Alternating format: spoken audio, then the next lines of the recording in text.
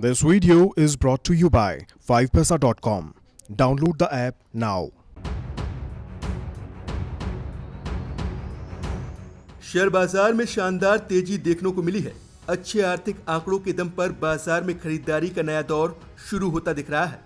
Sensex आज 514 अंक बढ़कर 57,852 पर बंद हुआ, तो वहीं निफ्टी 158 पॉइंट मजबूत होकर 17,234 पर बंद हुआ। सेंसेक्स के 30 में से 22 शेयरों में मजबूती रही, तो वहीं निफ्टी के 50 में से 36 शेयरों में बढ़त देखने को मिली और 14 में गिरावट रही। बाजार को एफएमसीजी और आईटी शेयरों से अच्छा सपोर्ट मिला।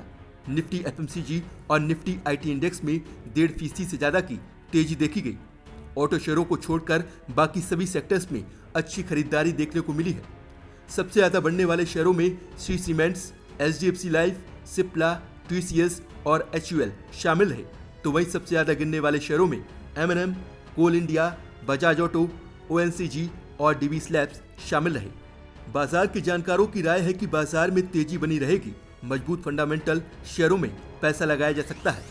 बाजार में नई तेजी के पीछे 4 वजह मानी जा रही हैं। पहली, अमेरिका में ब्याज दरें बढ़ने की उम्मीद कम हुई है।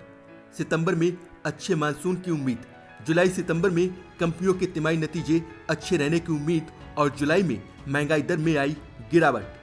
अभी सिर्फ अफगानिस्तान और ईरान समेत खाड़ी देशों में बन रहे गृह युद्ध के हालात बाजार का मूड बिगाड़ने का काम कर सकते हैं। दूसरी बड़ी चिंता शेयर बाजार के वैल्यूएशन की है, जो अब बाजार के जानकारों को महंगी दिखने लगी है। इसीलिए निवेशकों को अच्छी कंपनियों को चुनकर पैसा लगाना चाहिए। बाजार के जानकार आईटी शेयरों में पैसा लगाने की सलाह दे रहे हैं। इस साल निफ्टी आईटी इंडेक्स में 41% की तेजी देखी गई है।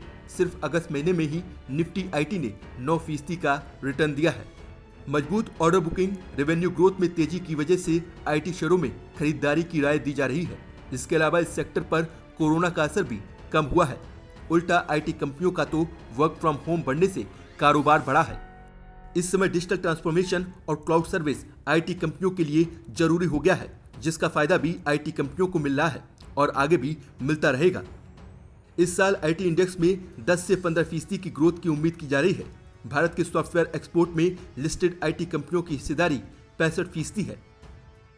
दुनिया में आईटी और डिजिटल सर्विसेज की बढ़ती डिमांड का फायदा इनको मिलना तय है। जनवरी से अब तक इन्फोसिस ने 34% का रिटर्न दिया है।